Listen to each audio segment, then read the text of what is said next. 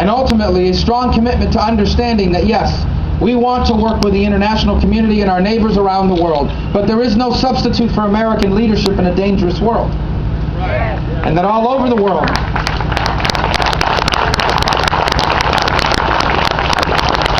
the world looks for America to lead on the critical national security issues of our day.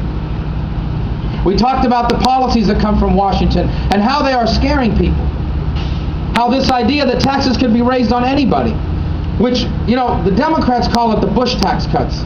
The real world calls it the current tax code. And if you allow the current tax code to expire, what you are saying is we are going to raise taxes on people during one of the worst economic downturns in American history. A thing that even a growing number of Democrats are now saying is a bad idea. Now, you know what the argument is. Well, we're only going to raise taxes on the rich. The problem is that their definition of the rich is our definition of the job creators. It's 50% of small business income in America. That's right. It's S corporations. And it's individuals that comprise 30% of our consumer spending. And consumer spending is like 70% of our economy. That's right. Then also we understand that this health care bill that passed, which we affectionately refer to as Obamacare, has been a disaster for America.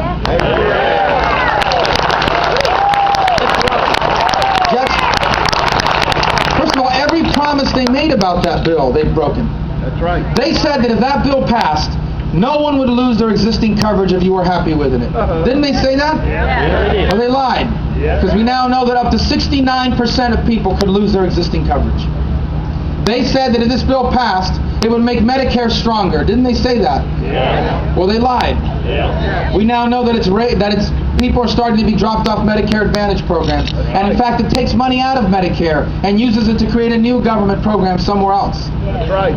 And they said that it would lower the cost of health care in America. Didn't they say that? Yeah. But they lied. Yeah. Because it is in fact going to increase the cost of health care, both in premiums and increasingly what's happening is consolidation all across the health care sector.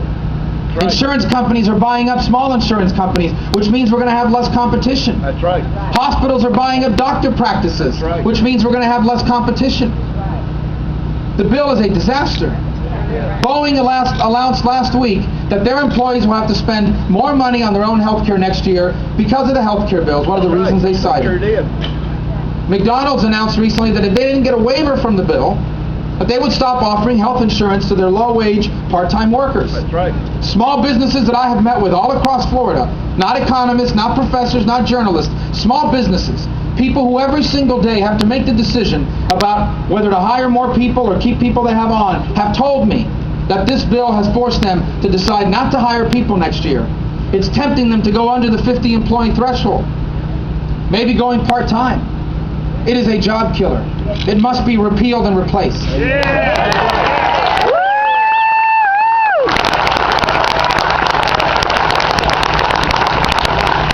I outline these issues to you not to bore you, but to bring up how important this election really is.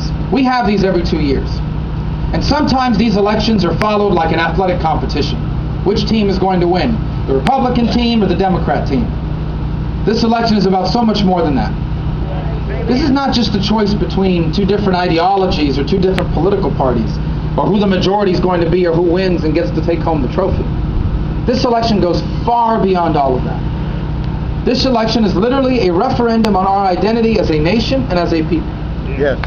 For 230 some odd years, our identity is pretty simple to understand. It's exceptionalism.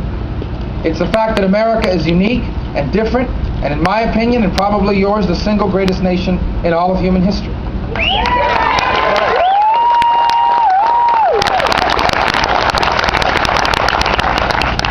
But that wasn't an accident.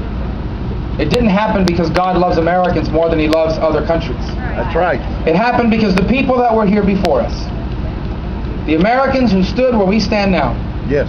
they had challenges they had to confront too. Yes. They lived through depressions. Yes. They fought world wars. Yes. They won the Cold War. They faced the challenges of their time. No generation of American behind us said, look, we've got these problems, let our kids figure it out. right. No generation behind us said, look, we're just going to enjoy life and let the future worry about the future. That's right. Each generation of American has confronted and solved the issues of their time. And because they did, each generation has left the next better off. That's right. That's been our story up to now. And the question of 2010 is whether that story will continue. Will we do the same? Are we willing today, here and now, as a people, voting in this election, to say that we are going to stand up and face the issues of our time and solve them, so that our children can inherit the greatest nation in history, so that they can be the freest and most prosperous Americans ever?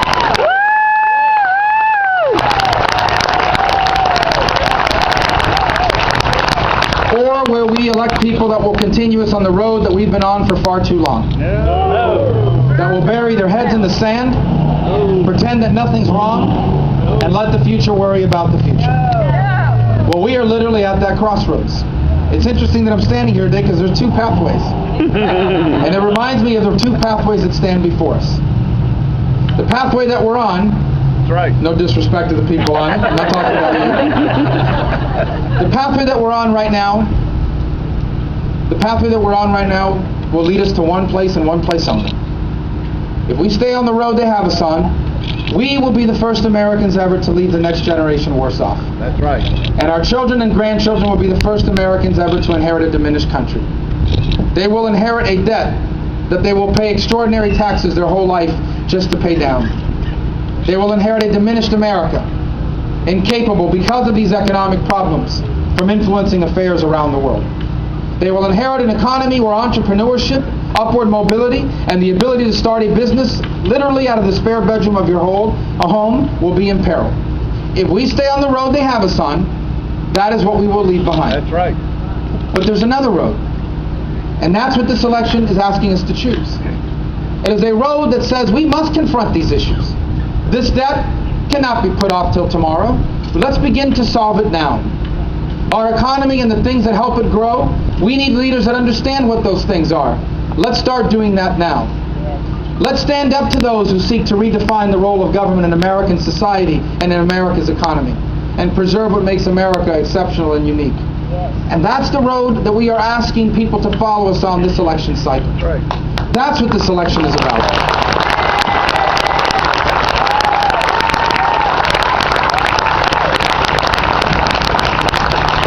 Neither one of these are inevitable. Just like our greatness was not an accident, it will also not continue automatically. If I have one worry, it is that sometimes, because we are people, we tend to take things for granted. We have all done that. We take our health for granted. We take our loved ones for granted. We take our jobs for granted. We have all been guilty of taking something important for granted. That's right. I hope that we have not reached a point in our history where we take our nation for granted. Where we have come to believe that America, this is the way it is everywhere else in the world, because it's not. I hope we haven't reached a point in our history where we've come to believe that the things that makes us special will continue on their own, no matter what we do, because it's not true. That's right. This story is deeply personal to me. It's not just a theory or something that I read about in a book. I know America is special because I am a generation removed from a very different life. My parents were not born in this country. They were born in Cuba. And we're proud of our heritage. But I recognize that I live a very different life than my parents did. Yes. And the land of my parents' birth is pretty much like every other country in the world. Yep. They were born into a society where what you were going to accomplish in life was decided for you before you were even born. That's right. In essence, if you weren't born into the right family, in most countries in the world, there's only so far you can go. If you're not born to the right people, whatever that means, and run in the right circles, there are limits to what you can accomplish in your life. That is the way life is like in almost every other country on earth. I compare that to the life that I have had to lead. My dad was a bartender. My mom was a stock clerk. She was a maid. She was a cashier.